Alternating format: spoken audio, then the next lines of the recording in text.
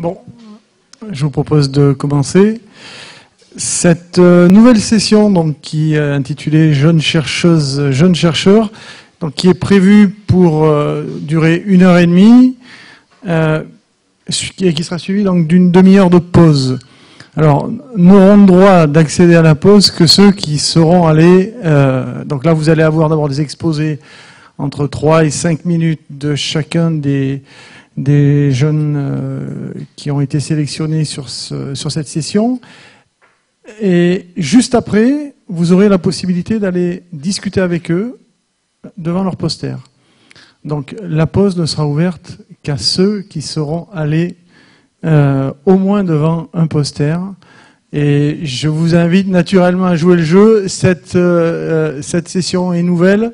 Elle est là pour faire en sorte que les jeunes, c'est-à-dire l'avenir de BDA, soit représenté dans toute sa diversité.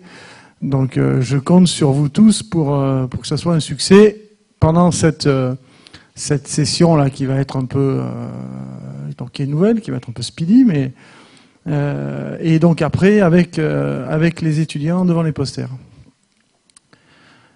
Voilà. Donc le premier... intervenant tout de suite. Merci.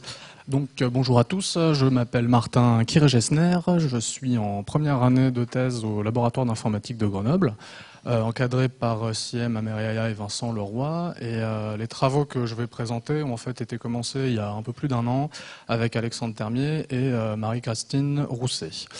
Donc ça parle de pattern mining, et dans le poster ça parle même beaucoup d'item set mining. Mais je vais commencer par expliquer à quelles données on s'intéresse. On étudie en fait des données assez classiques, donc issues généralement de logs d'activités utilisateurs qu'on va grouper par utilisateur. On a aussi des jeux de données issus qui mesurent du trafic réseau.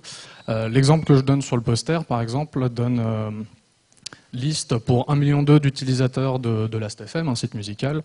On a pour chacun leurs 50 artistes préférés. Et ce qui est intéressant dans ces cas-là, c'est pas qu'on ait 1,2 million d'utilisateurs, c'est qu'on ait 1,2 million d'éléments disponibles. Et donc on a énormément d'item sets possibles, et en fait beaucoup trop. Alors on retrouve, comme d'habitude, la distribution en longue traîne. C'est-à-dire qu'il y a quelques artistes super connus, donc là on va retrouver les Daft Punk, Justin Bieber, Radiohead, tout ça. Mais en fait, l'énorme majorité des éléments du dataset, et je veux dire par là plus de 99%, sont moyennement, voire peu fréquents. Si on applique les techniques classiques d'item set mining, qui sont en général de l'item set fréquent, par définition, on a des items fréquents. Et du coup, on va récupérer énormément d'informations, mais uniquement sur les quelques-uns qui sont hyper connus. Bon, on ne va pas apprendre grand-chose. Donc ce qu'on propose, c'est en fait d'affiner un petit peu le problème. On va demander en fait à l'utilisateur de délimiter un peu plus la quantité d'informations qu'il veut avoir à la sortie, de sorte qu'on puisse diminuer le fameux seuil de fréquence. Donc on va aller chercher beaucoup plus d'éléments, on va avoir des informations sur tout le monde, et on va exploiter les limitations définies par l'utilisateur pour faire tout ça en un temps raisonnable. Donc ça, c'est une application qui est déjà réalisée, dont je pourrais vous chanter les louanges devant mon poster. C'est une appli qui a aussi la particularité de fonctionner elle est prévue d'avance pour les plateformes multicore. Ça, c'est quelque chose qui est aussi assez inhabituel dans le milieu du data mining, où souvent les algorithmes sont séquentiels. Et donc là, on effleure en fait une seconde dimension de mes travaux qui vise directement les systèmes parallèles jusqu'au cluster. C'est-à-dire qu'en ce moment, je travaille aussi à porter tout ça sur Hadoop. Donc voilà, la toile de fond, c'est en fait de fournir des algorithmes qui permettent de faire de l'analyse interactive, c'est-à-dire qu'on va demander à l'utilisateur de préciser ce qu'il veut obtenir, et on va utiliser ces précisions pour restreindre l'espace des solutions à quelque chose de calculable en un temps raisonnable et idéalement en dessous de la seconde, ce qui changera des minutes ou heures que ça prend en l'état actuel. Voilà pour l'intro, donc mon poster ressemble à ça, n'hésitez pas à passer voir, je vous en dirai beaucoup plus. Et voilà, merci, on va passer la parole.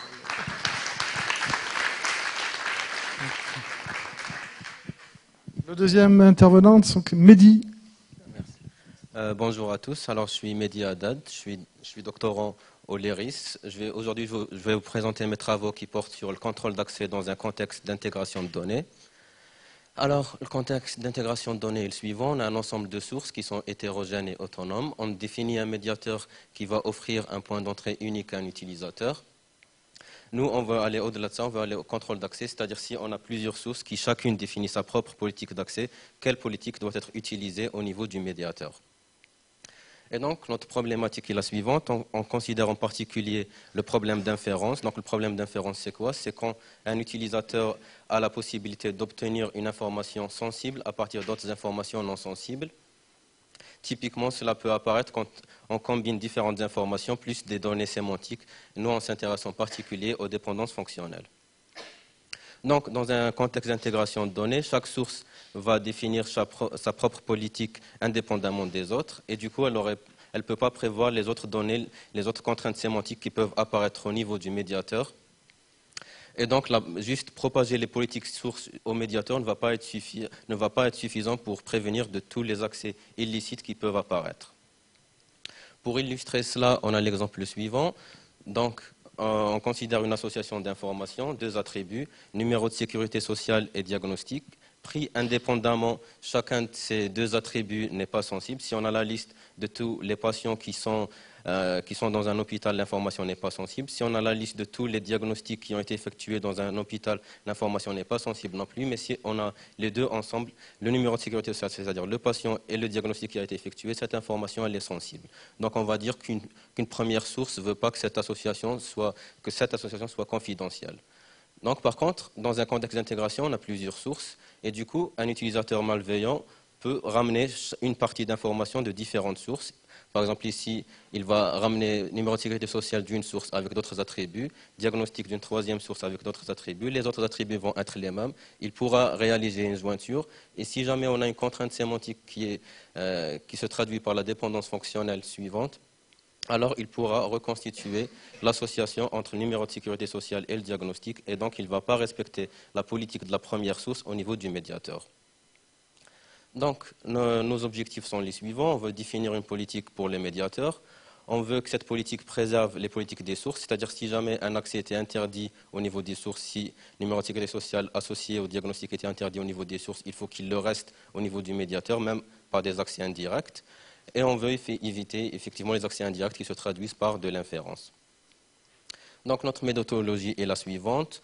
On a en entrée un ensemble de dépendances fonctionnelles, la politique du médiateur qui a été propagée par les sources et on veut la compléter. Et on a le schéma du médiateur. On a deux phases dans notre approche. La première, c'est la détection. On a une approche à base de graphes pour détecter toutes les transactions qui peuvent violer les politiques de sécurité. Une transaction, ça va être un ensemble de requêtes. Si un utilisateur exécute toutes les requêtes, alors il pourra les combiner et inférer une information interdite. Pour pallier à ces transactions, on a deux approches. Soit au niveau conceptuel, on modifie la politique pour empêcher toute transaction d'occurrer. Soit au niveau de l'exécution, on garde un historique de toutes les requêtes de l'utilisateur et on accepte les requêtes tant qu'aucune transaction n'a été accédée totalement. Et quand une requête va permettre d'accéder à une transaction en entier, on la refuse. Donc nos résultats sont les suivants. On a prouvé que le problème associé à l'approche modification politique était un P complet. On a trouvé une borne supérieure pour la construction du graphe dans la phase de détection, ce qui prouve que notre processus va terminer vu que le nombre de nœuds est fini. On a implémenté notre approche et on a pu la tester sur quelques données synthétiques et quelques données réelles aussi. Ceci, c'était juste une introduction, donc je vous invite à approfondir la discussion devant mon poster. Merci.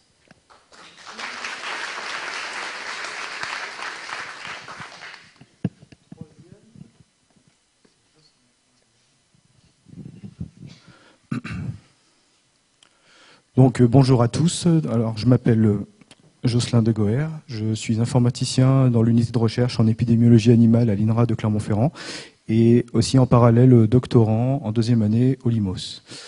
Alors, ce poster en fait va présenter les travaux de première année que j'ai effectués et le sujet est l'indexation de séquences ADN au sein d'une base de données NoSQL à l'aide d'algorithmes de hachage perceptuel. Alors, au niveau je vais déjà parler un peu du contexte.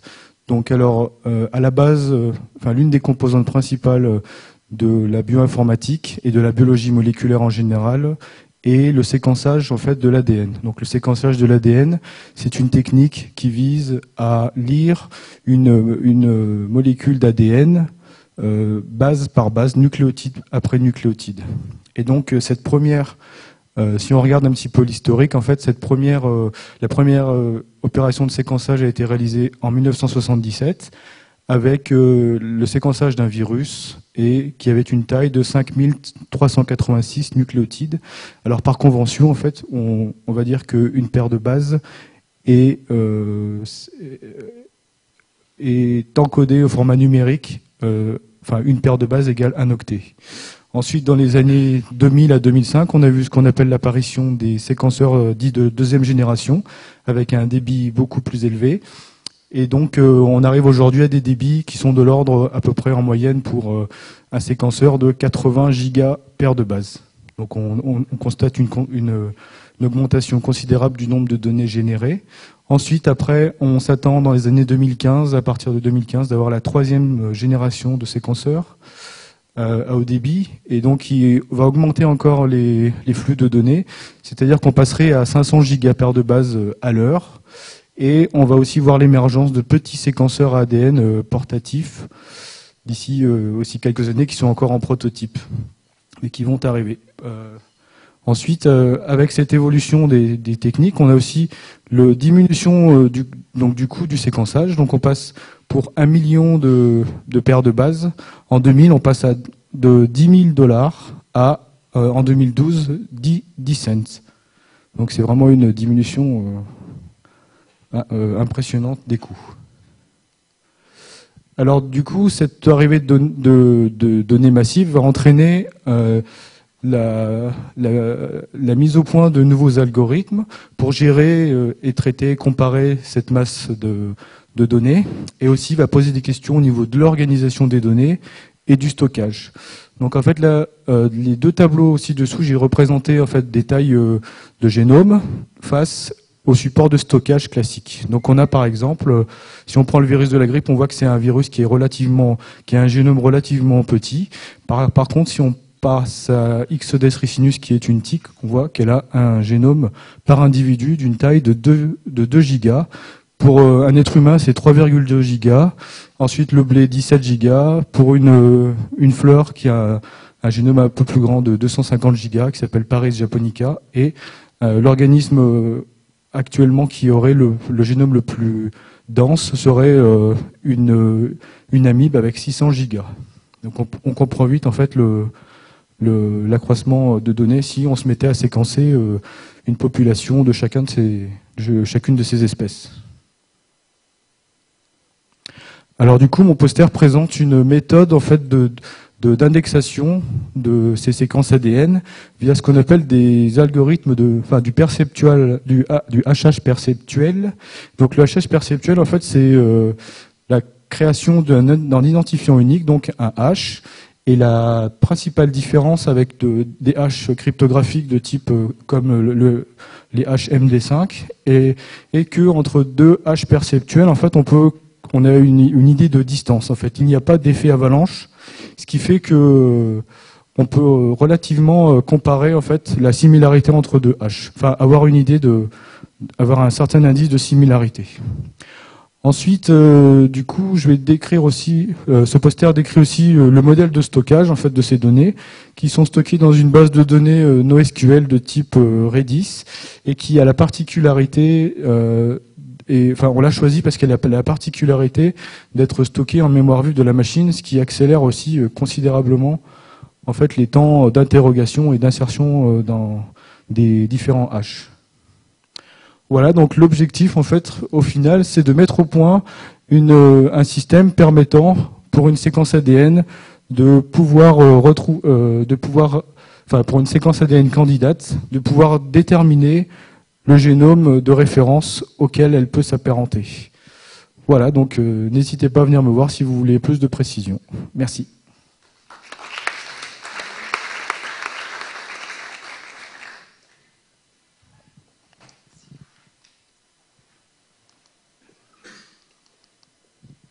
Bonjour, je suis Berouz Omidvar Terani. Je fais ma thèse sous la direction de CM Amaria Hiaï à Alexandre Termier, à laboratoire de l'IC à Grenoble. Alors, aujourd'hui, la grande quantité de contenu généré par utilisateur décrivant l'utilisateur et son comportement sont disponibles. Des exemples sont des réseaux sociaux comme Facebook et Twitter. Comprendre ces données comportementales est intéressant pour faire des recommandations, pour construire de nouveaux services, pour réaliser des études de population, etc. Le défi typique pour ce type de données, c'est la grande quantité.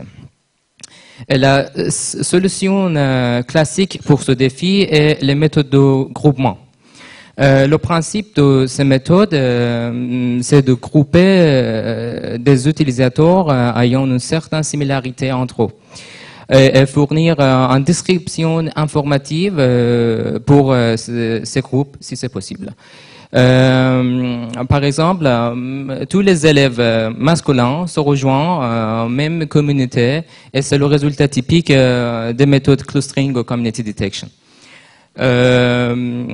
Également, tous les utilisateurs qui utilisent les applis et des contacts sur leur portable se rejoignent en même communauté et c'est le résultat typique des méthodes de l'extraction de motifs.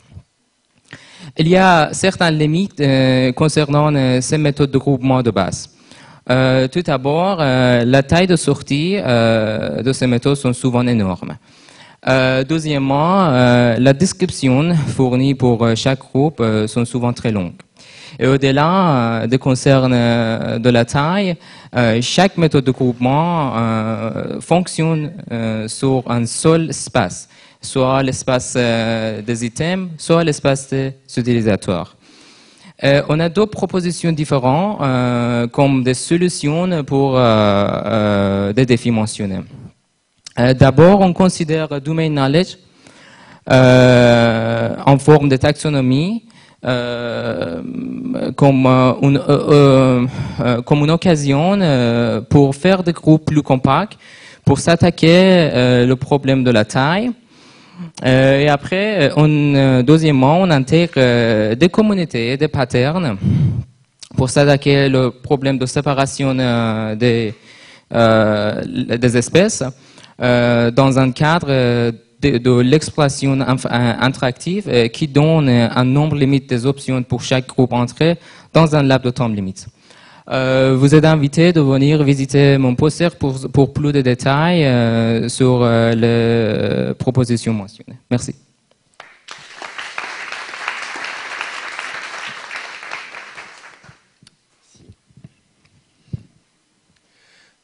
Bonjour à tous. Donc, je m'appelle Sébastien Dufromentel. Je suis actuellement en deuxième année de thèse au sein de l'équipe base de données du LIRIS à l'INSA de Lyon. Et je vais vous présenter les travaux que j'effectue donc sur Qtor, une organisation basée sur les requêtes pour les systèmes distribués de gestion de flux. Donc, le contexte dans lequel nous nous plaçons est un contexte de type Internet, donc dans lequel nous allons avoir des sources de données qui vont être assez nombreuses, mais de puissances différentes. Ces sources vont publier des flux de données, donc flux continus, qui peuvent contenir un nombre variable de données, mais tout cumulé, ça représente des volumes assez importants. À l'autre bout de la chaîne, nous avons des utilisateurs qui vont également être nombreux et qui vont avoir des besoins qui vont être souvent totalement ou partiellement redondants. Donc nous considérons, oui, comme ces utilisateurs sont nombreux, bien sûr, pour les sources, surtout celles qui sont de puissance assez limitée, il est nécessaire de mettre en place des solutions pour le passage à l'échelle. Donc nous considérons plus précisément des requêtes qui vont être des requêtes continues sur des langages de type filtre conjonctif, donc mots-clés dans un texte, filtre sur des images, ce genre de choses.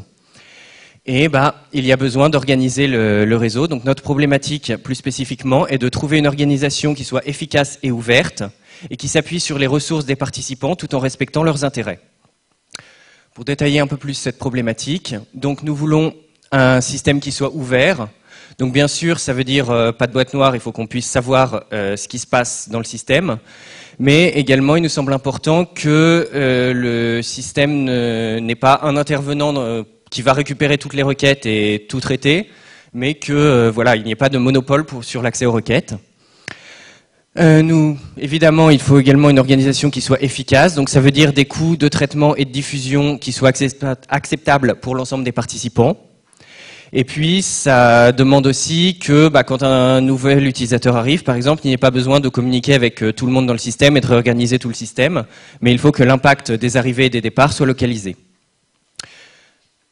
Également, il nous semble important de prendre en compte les intérêts des utilisateurs et des participants en général, c'est-à-dire que comme les participants vont exprimer des besoins qui vont être différents, mais il faut que leur participation, nous semble, soit liée à ces besoins, que les participants soient différenciés. Donc, ça sous-entend que les traitements à effectuer doivent être liés aux requêtes exprimées. Typiquement, on ne va pas demander à un utilisateur de traiter la requête du voisin. Au niveau du positionnement, les systèmes de gestion de flux sont classiquement divisés en deux catégories. Nous avons les Data Stream Management Systems, donc DSMS, qui sont centralisés. Alors, centralisés, ça veut dire que toutes les requêtes sont traitées au même endroit, ce qui ne correspond pas à nos objectifs.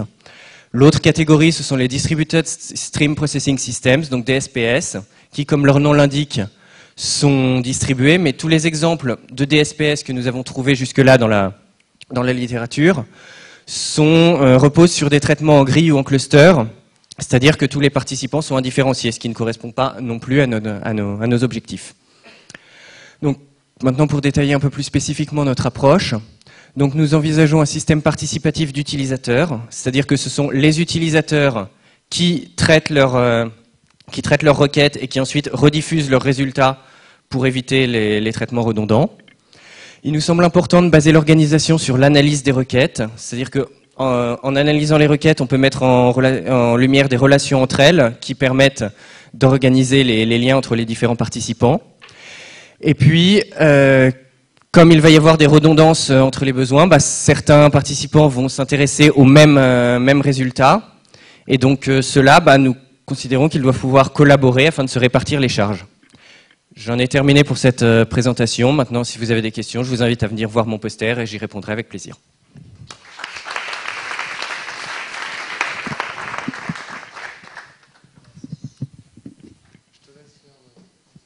Oh oui. Bonjour à tous. Alors désolé, normalement c'est Bara Mohamed qui aurait dû présenter ce travail, elle n'a pas pu assister à Bida. Donc c'est moi qui vais présenter et malheureusement vous n'allez pas gagner au change. Donc pour ceux qui ne me connaissent pas, je suis Laurent Droisio, je suis maître de conférence à Clermont-Ferrand. Donc en théorie je suis en 9e année de thèse, j'ai fait le calcul, mais de rien. Le temps passe vite, donc je rentre pas dans la catégorie des cheveux blancs, je rentre dans la catégorie des cheveux absents. Et bon. Donc voilà, donc on va vous parler aujourd'hui, enfin à la place de Bara, je vais vous parler d'évaluation de requêtes dans les systèmes hybrides. Donc alors juste une parenthèse, encore une fois je ne rigole pas quand je dis que vous ne gagnez pas au change, je suis très mauvais orateur, j'ai tendance à parler très vite, à m'enflammer, donc à parler encore plus vite quand le sujet m'intéresse. Donc vous avez eu des excellents exemples de bonnes présentations, je pense à Serge ce matin, Patrick en ouverture. Donc là vous avez un excellent exemple de ce qu'il ne faut pas faire, et en plus c'est filmé, donc demandez le DVD de la cassette, vous pourrez le réutiliser. Donc bon voilà, on va parler un peu plus science. Donc nous on s'intéresse à la gestion de données médicales, donc plus particulièrement, en fait une entreprise est venue nous voir en disant nous on veut gérer des données médicales. Donc on a dit pourquoi pas, mais quel est le problème? Et en fait le problème c'est que le format utilisé qui est utilisé dans la plupart des hôpitaux, pour information mon fils a été géré par des données médicales du format utilisé, donc c'est 3000 attributs. Pour les images, le format DICOM, pour donner le nom, c'est 3000 attributs. Alors ça serait bien si les 3000 attributs étaient tout le temps utilisés. Malheureusement non. D'une donnée à une autre, c'est 150 attributs en moyenne et jamais les mêmes. Donc on a une grande hétérogénéité. En plus, pour compliquer les choses, le format évolue énormément. Donc c'est pas figé et ça n'a pas bougé. Depuis que la thèse a commencé, je crois qu'il a déjà changé 3 fois. Donc on s'est posé la question, on va essayer de proposer un système. Pourquoi? Il y a des systèmes Typiquement, il y a des systèmes de gestion de données médicaux. Heureusement, quand ma femme est allée passer son écho, il y avait un système qui gérait les données médicales. Donc j'ai eu la photo de mon fils, magnifique, et on avait le système qui va bien. Malheureusement, c'est des systèmes qui sont très spécialisés et qui coûtent très cher. Donc, notamment, donc, il y a des grosses spécialités en imagerie, en radiologie en particulier, où on fait des systèmes ad hoc qui vont très bien, qui marchent pour des besoins très spécifiques, mais en fait qui sur les 3000 attributs d'ICOM vont en générer 50 efficacement. Et quand vous allez faire par exemple de la colo, bah, les gens qui font vous prenez n'importe quel gastro, il est incapable de gérer de l'image médicale parce qu'il n'a pas les outils nécessaires pour ça.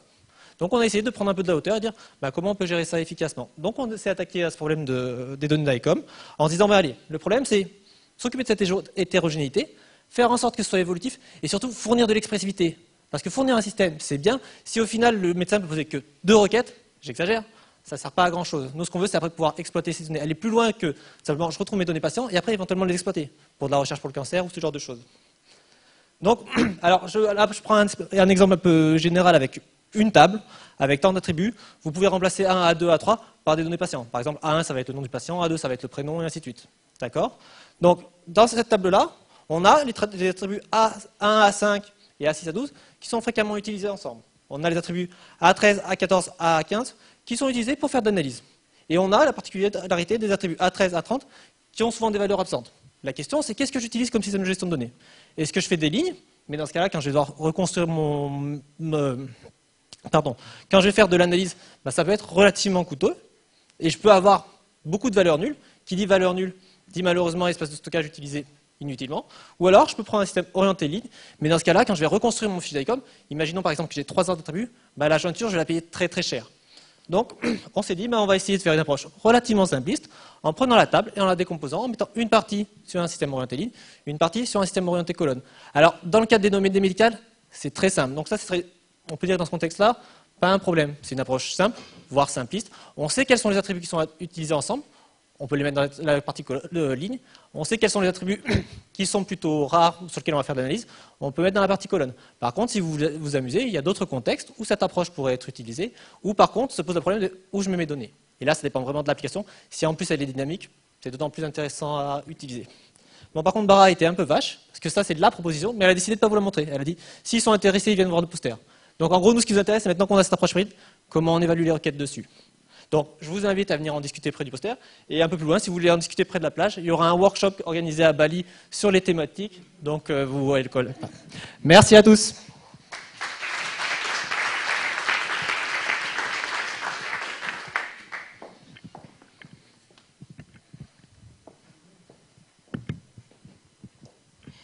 Bonjour. In English, sorry. Good afternoon, my name is Lourdes Martinez. I'm studying a PhD at l'Université de Grenoble under the direction of Christine Collet, Christophe Bobinot. So the subject of my thesis is the optimization of global queries by applying a learning-based approach. So nowadays, more and more applications allows user interaction by consuming huge amounts of data. These applications run in distributed environments where there are devices that can be autonomous, heterogeneous, and that are interconnected with network technologies. So the data is distributed among these devices, and in this environment, it is really important to query this data in an efficient way. So this is the objective of query optimization. We consider declarative queries, like in our example, is a SQL-like query. And in general, traditional query optimization generate alternative query execution plans, where we have operators and relations between these operations to say how the query should be executed. So the query optimization should estimate the cost of these plans and select that one that minimizes some cost, for example, the execution time. But the problem in this kind of environments is that sometimes we don't have all the information on data that is required for estimating this cost. Which kind of information? For example, the size of data sources, or some data statistics like the distribution of values, among other kind of information. So this is the problem, the optimization of global queries with incomplete information of data in this kind of distributed environments. And the thing that we propose is that if we don't have this information on data, so we can learn something about the queries that we execute. So we say that each node will learn about the queries that it executes, and in particular, we apply the case-based reasoning principle that states that a problem can be solved by reusing the solutions that were proposed in the past for solving similar queries. So,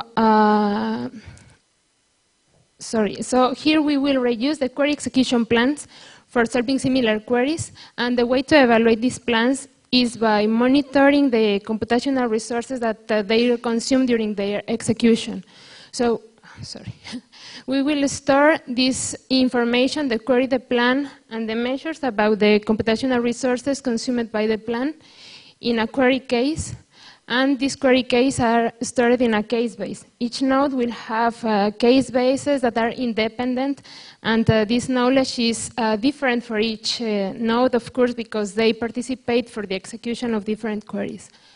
So in general, this process starts by trying to retrieve some query case that contains a similar query and a plan that optimizes some cost. For example, here we can select that one that minimizes some of the measures that we took, can be the execution time, the memory, or the energy. So the second step is to try to adapt this plan that we select according to the new query specifications, because they are similar, but maybe there are some aspects that are different between them. In a third place, well, we will monitor again this new query plan according to the new things that we change because of the query. And at the end, we will store all this information in the case base. So here we have a way to generate a query execution plan by exploring some knowledge of the query. Also, we must define a query similarity function to be capable to retrieve the query cases that are useful for solving our query. They represent our unit of knowledge, that is a query case, and organize our case base and implement some management mechanisms. So this is all for the moment, but I would like to exchange with you about this subject in the paper session. Thank you.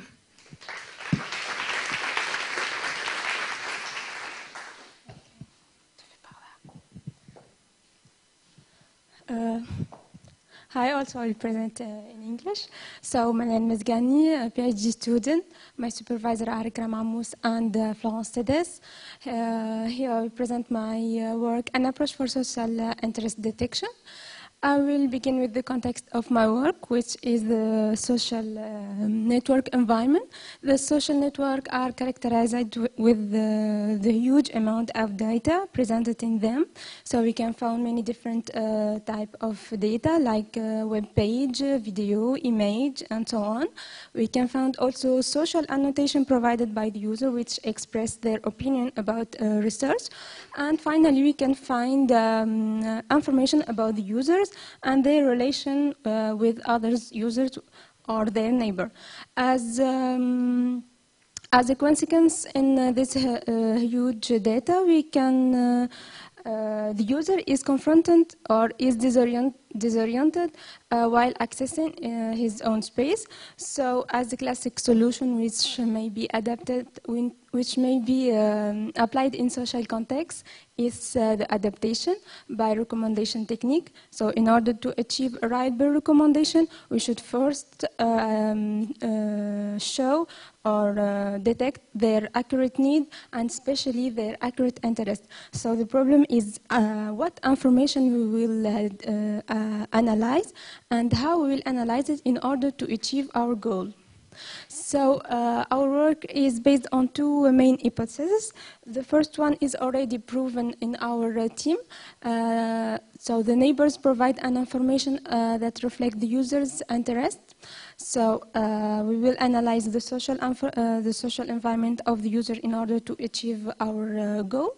The second one we will try to prove is that any neighbor who tags a resource with keywords reflecting its interest is really interested with the thematic of this resource. Here an example. So if the users tag, for example, the blog library in the resource which talk about the blog, this tag is relevant to the resource because it's reflect their content. However, the tag funny, it's not relevant in our context, even if it reflects the opinion of the users, because in further work, when we will apply our recommendation technique, we should or we wanted to have the tag blog library instead of the tag funny to provide it for the user. It's more relevant than the tag blog library. It's more relevant than the tag funny. So this is the two hypotheses. Here an overview of our approach. So we begin to analyze the social environment of the user. Here, as a special case, we have focused on the egocentric network, the friend relationship of the user. So we extract the tagging behavior relation, which is composed by the user U, the tag T, and the resource R. Here, the main approach which focus on the extraction of the content of the resource and an indexing process. And finally, we will find the list of interest of all neighbors. So if you want more detail of this, how this approach is made and what database I have used in order to achieve my goal, please visit my posters. Thank you.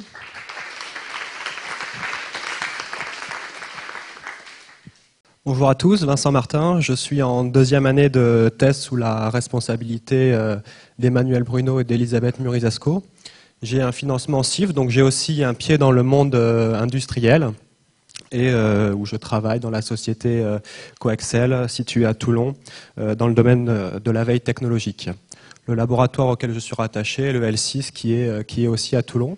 Et pour la session Jeunes chercheurs, je vais présenter un début d'approche pour la personnalisation des processus de recherche d'information avec une application sur la recommandation d'information. Alors, je vais partir d'une problématique qu'on a dans le monde industriel et plus particulièrement dans la veille. Il y a encore un grand nombre de processus qui sont réalisés de façon manuelle. Notamment quand on doit envoyer à des clients des bulletins de veille qui contiennent les N meilleurs documents pour le client donné. Ce processus contient un certain nombre d'actions qui sont manuelles. Donc la question à laquelle je vais essayer de répondre, c'est comment apprendre justement les actions des experts dans le domaine de la veille et comment découvrir les patterns qui font qu'un document va être intéressant ou pas pour l'utilisateur. Alors à la base, au début de ma thèse, j'étais parti sur un paradigme vectoriel et je suis passé aujourd'hui sur un paradigme probabiliste dans lequel j'essaie de personnaliser la recherche d'informations et la recommandation en structurant des modèles de langue dans des réseaux bayésiens. Donc très simplement, un modèle de langue, c'est une représentation statistique d'un corpus documentaire. Un réseau bayésien, c'est juste une machine à calculer des probabilités. Et là, l'objectif en fait ici, c'est simplement d'estimer la probabilité qu'une ressource soit pertinente pour un utilisateur. Donc, que ce soit le réseau bayésien est construit de façon automatique, donc à la fois la structure et ses tables de probabilité, en utilisant un algorithme qui a maintenant un peu plus de 20 ans, qui est l'algorithme K2. Et ça nous permet aussi de faire de la découverte de connaissances. Étant donné qu'on va chercher à calculer la probabilité d'un document ou d'une ressource, sachant un utilisateur, ce modèle pourra facilement s'intégrer au modèle de recherche d'information probabiliste. Les expérimentations que j'ai menées ont été menées donc sur des documents textuels. L'objectif était de comparer en fait le classement proposé par le système versus celui proposé par un expert dans le domaine de la veille. Et donc les résultats qui ont été trouvés montrent que cette structuration de modèles de langue dans des réseaux bayésiens améliore le classement par rapport à l'utilisation d'un modèle de langue seul. Voilà, j'ai terminé. Merci.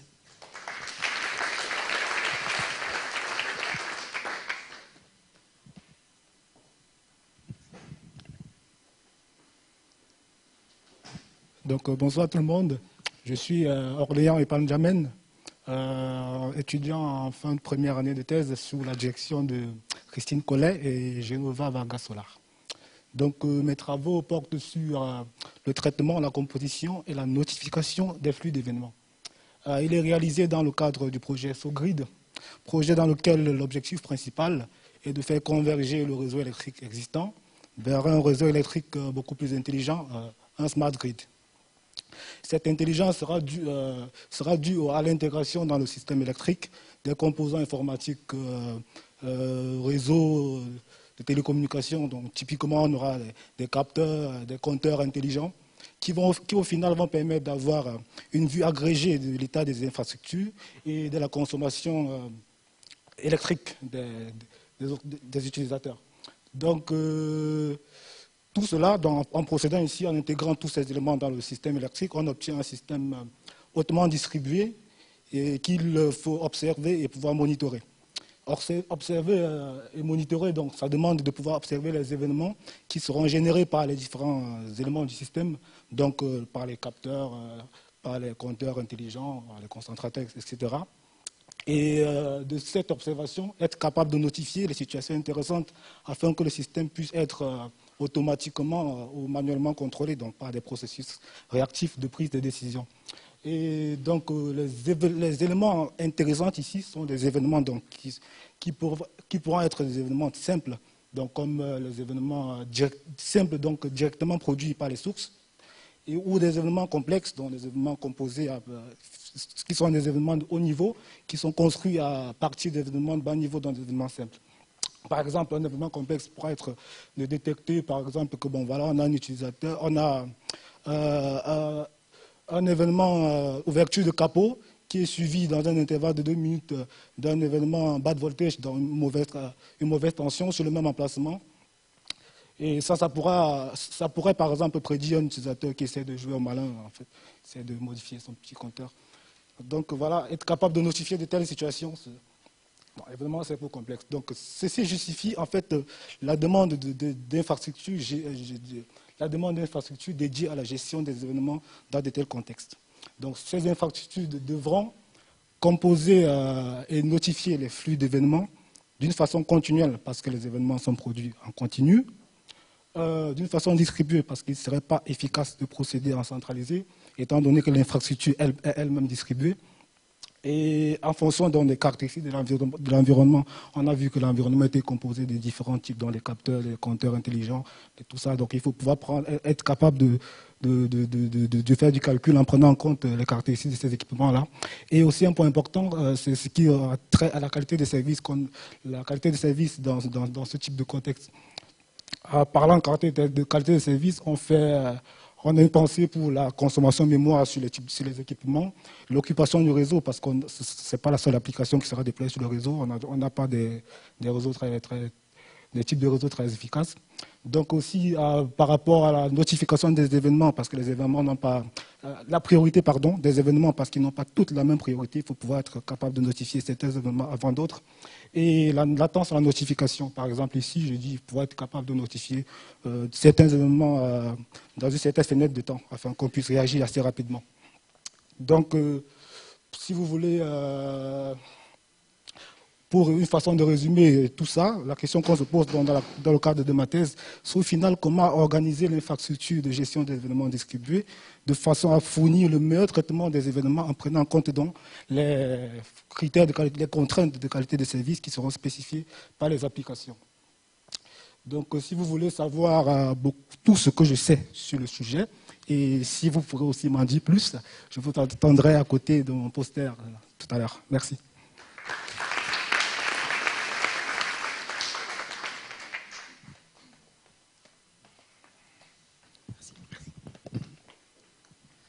Bonjour à tous, je m'appelle Bilal Berjaoui, un doctorant en première année au labo LIRIS, équipe base de données. Je vous présente aujourd'hui une introduction sur l'intégration des services de géolocalisation par multifournisseurs. Aujourd'hui, il y en a plusieurs fournisseurs qui vous permettent de chercher des points d'intérêt comme les restaurants et les hôtels. Et ces fournisseurs utilisent des différentes sources pour construire leur base de données. Et aussi, on constate ici la problématique, c'est que si on lance la même requête sur différents fournisseurs, on peut obtenir des différents résultats avec une incomplétude, imprécision et incohérence. Donc, notre objectif, c'est d'intégrer les bases de données des POI de plusieurs fournisseurs pour construire un service de géolocalisation unifié qui offre une donnée plus complète et plus juste. Pour mieux comprendre la problématique, voilà deux images qui sont des copies des écrans qui montrent l'hôtel Ténor de la ville de Saint-Étienne par Google Maps et par EarMap de Nokia. On peut voir plusieurs différences au niveau de positionnement. On peut voir que Google place le POI après la rue de Louis Braille, tandis que il le place avant la rue.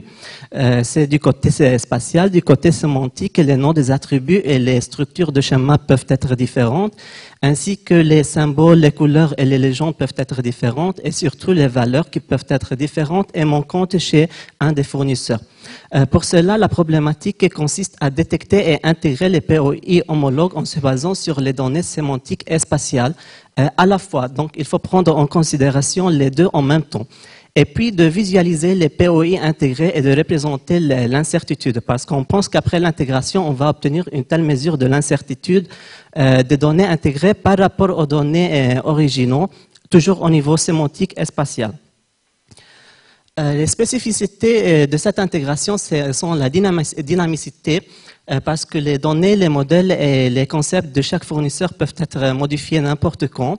La large échelle, parce que le nombre de POI s'incrémente chaque jour chez chaque fournisseur et par suite on travaille avec des bases de données volumineuses. Et la qualité de données, nous on pense d'intégrer les POI pour offrir une information plus complète, mais il faut garantir que cette information doit être la plus correcte possible.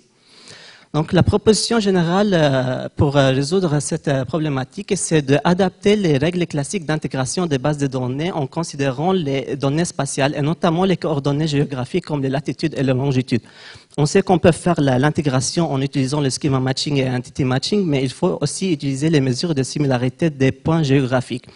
Et on pense d'améliorer l'intégration par combiner les règles des bases de données avec des règles contextuelles ou bien socio-humaines.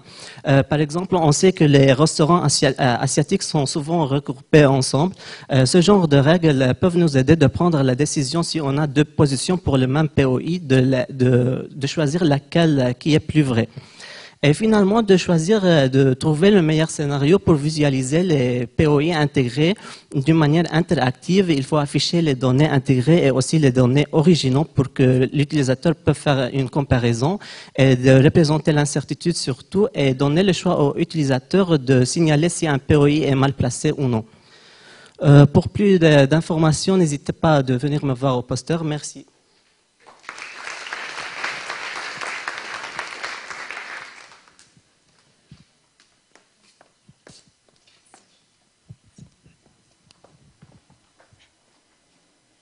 Donc, bonjour à tous, je me présente.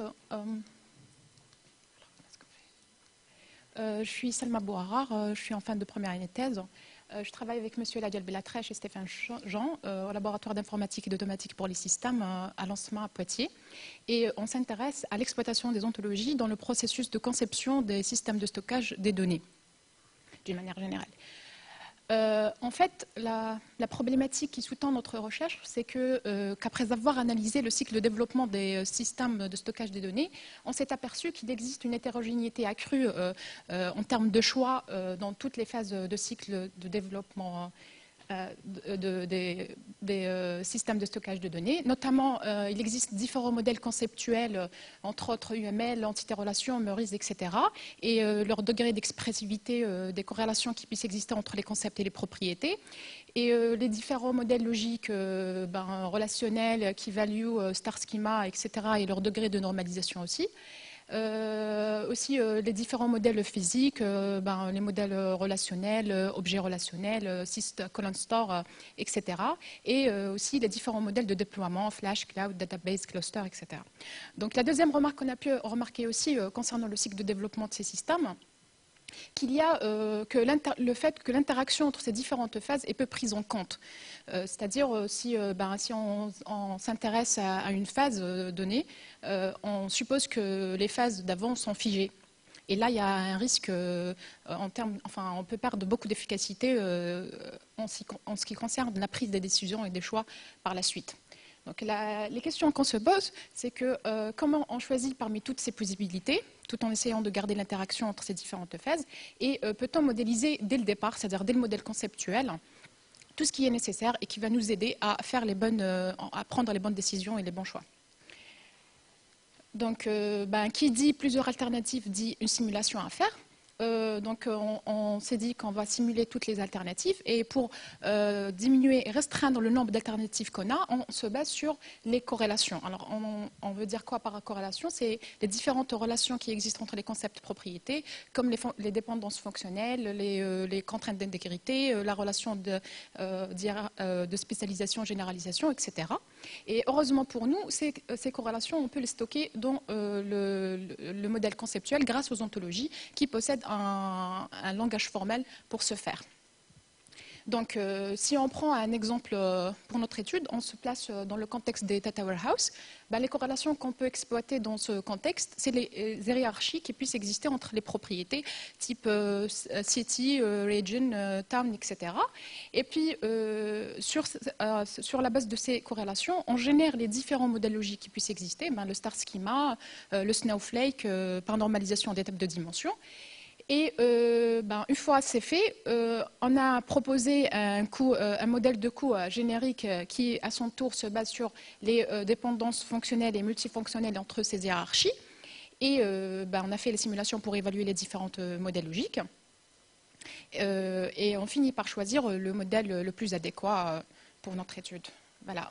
Si vous avez d'autres questions, venez voir mon poster. Merci à vous.